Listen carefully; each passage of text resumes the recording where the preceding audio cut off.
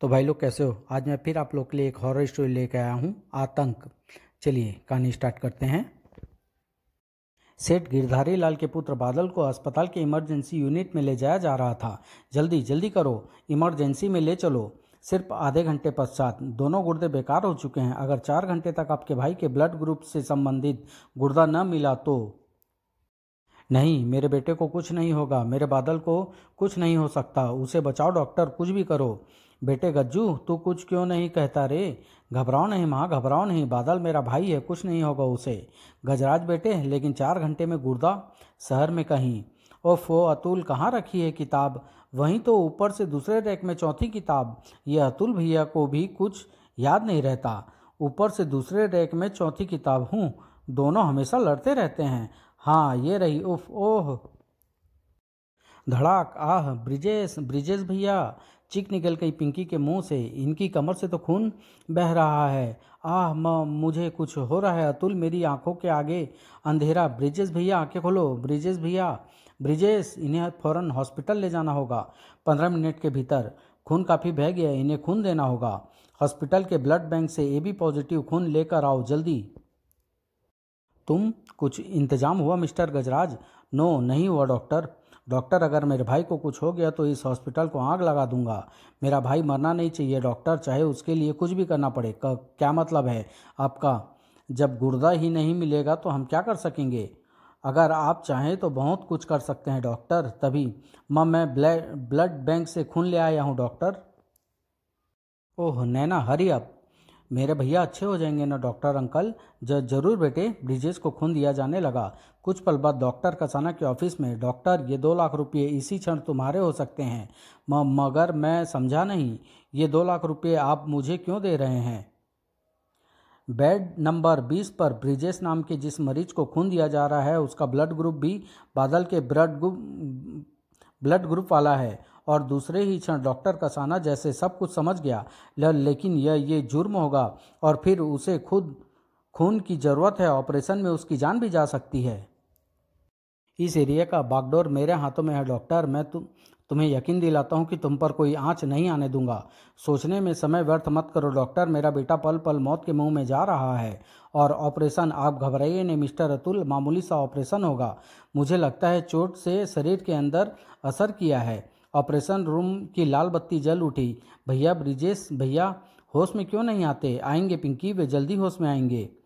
ठीक 6 घंटे पश्चात। डॉक्टर डॉक्टर, ब्रिजेश बचेगा या नहीं। 20% चांस है उसके बचने के, लेकिन उसका गुर्दा तुम्हारे बेटे बादल की जान बचा लेगा सेठ गिरधारी लाल। डॉक्टर, कुत्ते ठाक, खून पी जाऊंगा मैं तेरा कमीने। उफ, जान से मार डालूंगा तुझे। इंस्पेक्टर गजराज, बचाओ मुझे। छोड़ दे मुझे, हत्यारे हत्यारे हो तुम सबको मिलकर मार डाला है मेरे ब्रिजेश को। अब जब तक तुम सबकी गर्दनों में फांसी के फंदे न देख लूंगा मुझे चैन नहीं मिलेगा। ठाक, आह, जिंग, ओह, आह। अतुल भैया, उफ। नहीं, ब्रिजेश भैया, अब यह किताब मैं पढ़ूंगी, मैं बुलाऊंगी देवराज भैया को अब। देवराज भैया, मेरी आवाज़ सुनो। पिंकी के करुण स्वर कहीं गूंज रहे थे। देवराज भैया, क्या तुम मेरी आवाज़ सुन रहे हो। पिंकी मेरी बहन, सुन रहा हूँ मैं तेरी आवाज़। बोल, कैसे याद किया आज अपने इस बदनसीब भाई को। मेरे दोनों भाई ब्रिजेश और अतुल कैसे हैं। किंतु ब्रिजेश और अतुल कहाँ हैं पिंकी। भैया वे मर गए, भैया मार दिए गए वे। पिंकी क्या बक रही है। और अरे, इसी पल बुरी तरह से चौंक पड़ा देवराज। मिस्टर गजराज, ये लड़की तुम्हें अतुल का कत्ल करते हुए देख चुकी है। किल हर। क्योंकि वह वहाँ पर मौजूद नहीं था, केवल मानसिक शक्ति के बल पर पिंकी को देख रहा था और उससे बातें कर रहा था। बेचारा देवराज चाह कर भी कुछ नहीं कर सकता था, सिर्फ देख सकता था। ये अब नहीं बचेगी डॉक्टर।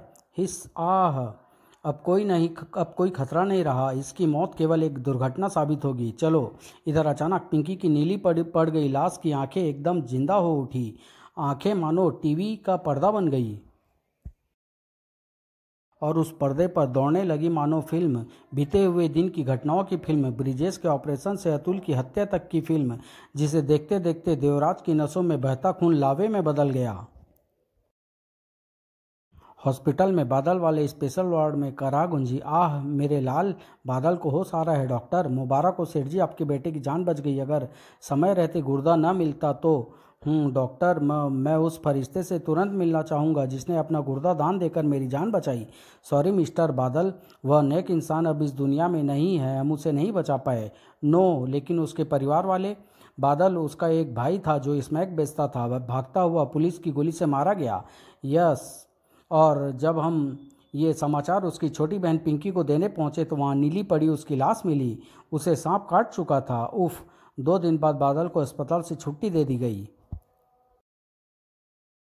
ठीक 3 दिन पश्चात एक रात, कुछ दिनों बाद मेरा बादल बिल्कुल अच्छा हो जाएगा। इससे पहले कि रुक्मणी देवी किसी को आवाज़ लगा पाती, गूंज उठी लहू को जमा देने वाली एक सर्द हंसी। ही ही ही ही। कौन है, कौन है? ये लाइट को क्या हुआ? मुझे नहीं पहचाना? सामने आओ तो पहचान लेगी ना, मैं आ रहा हूँ तेरे सामने। पहचाना मुझे? पहचाना? रुक्मणी देवी के कंठ से भयावह चीख निकल गई। तब तुम ब्रिजेश, ब्रिजेश को तो तुम सब ने मार डाला, मिलकर मार डाला। मैं उसकी आत्मा हूँ बेवकूफ़ औरत, तुम सबको तड़पा तड़पा कर मारने आया हूँ मैं। नहीं, उफ, आई माँ।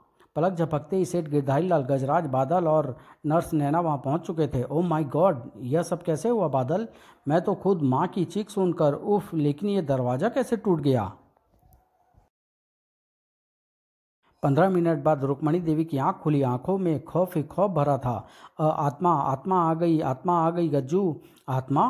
पागलों के समान चीखती चली गई वह ब्रिजेश की आत्मा आ गई, उसी ने मुझे धक्का दिया, वह हम सबको तड़पा तड़पा कर मारेगा। ब्रिजेश? कौन है ये ब्रिजेश? सबके चेहरे सूते पड़े थे, जिस्मों को मानो लकवा मार चुका था। दूर कहीं चर्च का घंटा टनटनाया। रात के 12 बज चुके हैं। मेरे ख्याल से सारी रात आंखों में काट देने से समस्या हल नहीं होगी। पिताजी, आज रात आप माँ के साथ रहिए। नैना, बादल, तुम लोग भी अपने अपने कमरों में जाओ, लेकिन सुबह तुम्हें बताना होगा कि ये ब्रिजेश कौन है। बादल और नैना के जाने के बाद, पिताजी, क्या बादल को ब्रिजेश के बारे में बताना ठीक रहेगा? भूल कर भी ऐसा मत कर बैठना बेटे, यह बात कभी बर्दाश्त नहीं करेगा कि हम लोगों ने उसकी जान बचाने के लिए, हमें ऐसा नहीं करना चाहिए था गज्जू, यह ठीक नहीं हुआ। उधर बादल, नैना, क्या तुम जानती हो ये ब्रिजेश कौन है?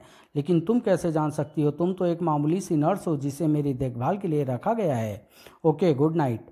और बिस्तर की ओर बढ़ती नैना के हाथ पांव फूल गए, वह दहशत से रोंगटे खड़े हो गए उसके। आवाज़ गले में बंद हो गई। ही ही ही ही। मेरा ऑपरेशन करते वक्त तूने ही औजार दिए थे ना? मेरा गुर्दा तू ही ऑपरेशन प्लेट में लेकर गई थी ना? अब ये तेरा गुर्दा मैं निकालूंगा।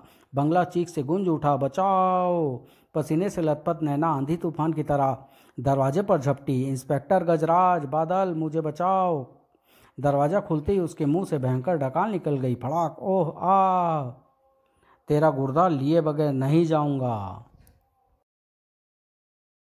और दरवाजे से धड़धड़ाते हुए सेठ गिरधारी, गजराज, रुक्मणी देवी और बादल ने प्रवेश किया। अंदर का दृश्य देखते ही रुक्मणी की देवी की तो उबकाई आ गई। आउच, उफ, ओ माय गॉड, नो। फटी फटी आंखों से देखती ब्रिजेश की आत्मा का प्रतिशोध शुरू हो चुका है। रुक्मणी देवी चकरा कर गिर पड़ी। फिर रुक्मणी देवी को एक अन्य कमरे में लिटाकर तीनों बाहर निकल आए। अब आपको बताना होगा भैया कि ये ब्रिजेश कौन है। ब्रिजेश वह इंसान था बादल जिसका गुर्दा तुम्हारे जिस्म में ट्रांसप्लांट किया गया। ओह, और ये उसकी आत्मा का क्या चक्कर है? यही तो एक बात हमारी समझ में नहीं आ रही है बादल। यह झूठ तो बोलना ही पड़ेगा। भैया, गुर्दा स्वेच्छा से दान दिया गया था ना? क्या मतलब है तेरा? हम किसी का खून बहाएंगे? मैं ऐसा तो मैंने नहीं कहा। इस समय इन सब बेकार की बातों को छोड़कर हमें मम्मी की चिंता करनी चाहिए।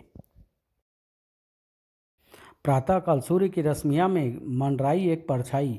परछाई का रुख था बादल के कमरे की खिड़की। खिड़की का कांच जबरदस्त आवाज करता चूर चूर हो गया। इसी के साथ बादल उछल कर खड़ा हो गया। कौन है, कौन है? दूसरे ही पल हैरत से फट गई उसकी आंखों ने एक दृश्य देखा। कौवा, और इसके बाद संपूर्ण बंगला एक चीख से गूंज उठा। यही वह पल था जब डॉक्टर कसाना की कार ने कोठी में प्रवेश किया। भगदड़ मच गई। भागते हुए कदमों का लक्ष्य था बादल का कमरा। बादल, चीख बादल के कमरे से गूंजी है। नहीं, मेरे बेटे को कुछ हो गया तो मैं अपनी जान दे दूंगी। सुबह सुबह नैना की हत्या की मनहूस खबर, और ये कमरे का दरवाज़ा खोलते ही बादल, मेरे बेटे, उफ, हम तो डर ही गए थे। Thanks God. गजराज ने रिवॉल्वर वापस होल्स्टर में रखा। उफ बादल, हम तो समझे थे कि। बादल, तू चीखा क्यों था रे? माँ। कारण सुनकर आप सब विश्वास नहीं करेंगे, हंसेंगे मुझ पर। कैसी बहकी बहकी बातें कर रहे हो बादल? बताओ क्यों चीखे थे?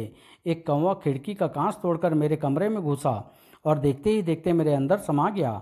गजराज ने कुछ कहने के लिए मुंह खोला ही था कि बादल उत्तेजित सा चीख पड़ा। नहीं भैया, इसे मजाक या सपना मत समझना। मेरे देखते ही देखते वह काला कौवा मेरे जिस्म में समा गया। खिड़की का वह टूटा हुआ कांच इस बात का साक्षी है माँ। सब बूथ से बने खड़े थे, चेहरे पीले जर्द। सबसे पहले इंस्पेक्टर गजराज ने नैना की लाश को पोस्टमार्टम के लिए भेजा। इधर डॉक्टर कसाना लाश देखकर बुरी तरह डर गया लग रहा था। बादल को डॉक्टर कसाना ने पूर्ण विश्राम की चेतावनी देकर रुक्मणी देवी के साथ उसके कमरे में भेज दिया। तब मिस्टर गजराज जोर में सिर चढ़कर बोलता है, कानून की वर्दी पहनकर तुमने समझ लिया कि कानून तुम्हारा गुलाम हो गया? बेसिर पैर की बातें करना छोड़ो डॉक्टर, अब तो तीर कमान से निकल चुका है। गजराज ठीक कह रहा है डॉक्टर। इससे पहले कि ब्रिजेश की आत्मा हम सब के लिए मुसीबत बन जाए या एक और कत्ल कर डाले। हाँ पिताजी, हमें कोई उपाय। यह शोर कैसा है? जैसे सैकड़ों कौवे चीख चिल्ला रहे हैं। काँव काँव, मैं देखता हूँ। गजराज बमुश्किल दहलीज तक पहुँच पाया था कि गज्जू गज्जू, बादल, उसे बचा गज्जू, बचाओ उसे। उत्तेजना व दहशत से भर उठा गजराज। क्या हुआ माँ, क्या हुआ उसे? कौवे, ढेर सारे कौवे। खड़ा खड़ा मेरा मुंह क्या देख रहा है? जा कमबख्त, बचाओ उसे, वरना चीर फाड़ डालेंगे वे उसे। गिरधारी लाल और डॉक्टर कसाना भी इंस्पेक्टर गजराज के पीछे पीछे जब वहां पहुंचे। ओ नो, उफ, हे भगवान।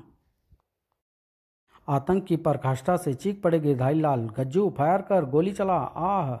भूत से बने खड़े गजराज ने एक साथ कई राउंड फायर झोंक मारे। धाएं धाएं धाएं धाएं। फिर देखते ही देखते कौवे का झुंड आकाश में लुप्त होता चला गया। बादल, मेरे बेटे। आह। घटना के ठीक 3 घंटे बाद मैंने पता लगा लिया है पिताजी। डायन नाम से प्रसिद्ध है वो। बड़े बड़े प्रेतों को उसने अपने बस में किया है। कितनी अजीब बात है, डॉक्टर होकर मैं भी इन सब पर यकीन करने लगा हूँ। क्या वास्तव में आत्माएं भूत प्रेत होते हैं गिरधारी लाल जी? पता नहीं, लेकिन जो घट रहा है उसे क्या कहोगे? हम आज शाम को डायन की घाटी में चल रहे हैं पिताजी। डायन इलाज के लिए कहीं आती जाती नहीं है। किसी भी समस्या का समाधान वो वहीं करती है। डायन की घाटी। उसी शाम एक कार द्वारा वे डायन घाटी रवाना हो गए। उफ, किसी भी वस्तु से मोह इंसान को कितना नीचे गिरा देता है, चाहे वह दौलत का मोह हो या पुत्र मोह। बादल के कमरे की तरफ बढ़ती रुक्मणी देवी उछल पड़ी। काएं काएं काएं। ओह, कमरे में बादल के अलावा कोई नहीं है। फिर वही आवाज़, बादल, बादल। हा हा हा हा हा। अब तेरा नंबर है। अब तेरी मौत आ गई। नहीं बादल, नहीं बेटे। बादल मत कह मुझे, बेटा नहीं हूँ मैं तेरा। मैं तेरी मौत हूँ, इस पूरे खानदान की मौत हूँ। फच। रुक्मणी देवी मानो जड़ होकर रह गई। शरीर में जैसे जान ही ना बची हो। हा हा हा हा। रुक्मणी के कंठ से उबलने वाली वह अंतिम चीख थी। आह। बादल का क्या हुआ? क्या ब्रिजेश की आत्मा बदला ले पाई? डायन कौन थी? यह सब जानने के लिए पढ़े अगले कॉमिक्स का इंतज़ार करें। डायन में। समाप्त।